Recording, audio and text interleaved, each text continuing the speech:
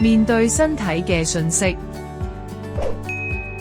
陳姑娘，我近排真係好沮喪，行樓梯又痛，彎腰又痛，覺得身體好似壞咗咁。我試過夾硬節食，結果唔單止反彈，反而令我更加痛。阿芳，唔好怪自己，其實痛係身體俾你嘅提醒。你可以試下同身體做朋友，從生活嘅小細節入手，調整生活習慣，同埋搭配適當嘅運動。數據背後嘅健康，打破惡性循環。你嘅 BMI 超過27，腰圍88厘米，根據亞洲標準，屬於肥胖範圍，會加重關節壓力。體重指標越高，疼痛感就可能越強，形成痛想喐又唔敢喐，變重再更痛嘅惡性循環。係啊，越痛我就越唔想走動。慢性疼痛嘅患者經常感受到好多壓力同焦慮，呢啲情緒唔單止會加劇疼痛，仲會降低生活嘅質素。不妨可以試下餐前停一停，食嘢嘅時候避免睇電視或者用手機，咁樣可以幫你專注於進食。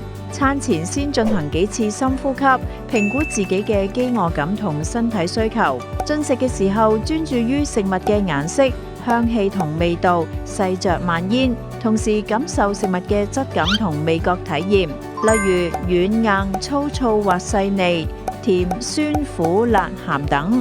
咁樣嘅專注可以令你好好咁品味食物，有助於消化，並令大腦從壓力或疼痛嘅思緒解放，達到放鬆嘅效果。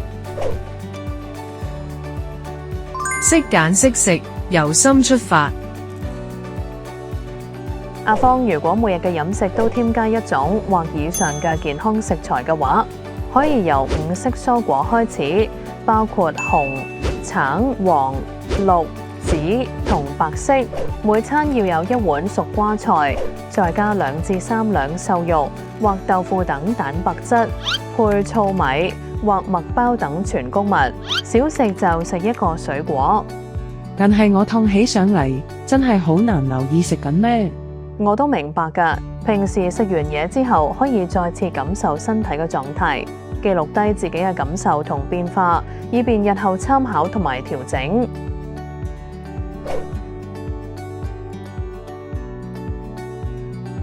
生活小貼士，廚房嘅療癒。如果感到痛，唔使勉強自己，可以坐喺高腳凳上面分段工作，善用一啲簡單嘅煮食方法，例如用燜燒鍋煮粥或者三文魚，既環保又方便。另外，趁個鑊仲熱嘅時候加水煲滾，油污就會更容易清潔。以前痛到想叫外賣，就會覺得自己好冇用。而家學識咗你教我嘅方法，將預先煮好嘅飯送分裝冷藏，咁樣痛嗰陣簡單翻熱就得，唔使叫外賣。澄清迷思，溫和嘅平衡。我聽人講要完全戒甩乳製品同麩質先可以減輕痛楚，除非你有過敏，否則唔使盲目避開。最緊要嘅係3低1高，亦即係低油、低鹽、低糖、高纖維，並且食多啲新鮮食材。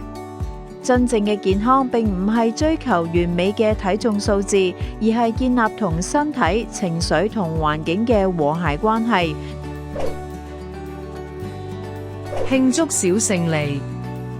我而家會寫紙仔入勝利樽，就好似今日揀咗飲水或者餐前深呼吸，呢啲小勝利令我覺得自己有能力管理好身體。如果有日中斷咗，唔使有失敗嘅感覺，我哋可以將對抗身體嘅力量轉化為伴隨佢嘅心態，隨時重啟都可以。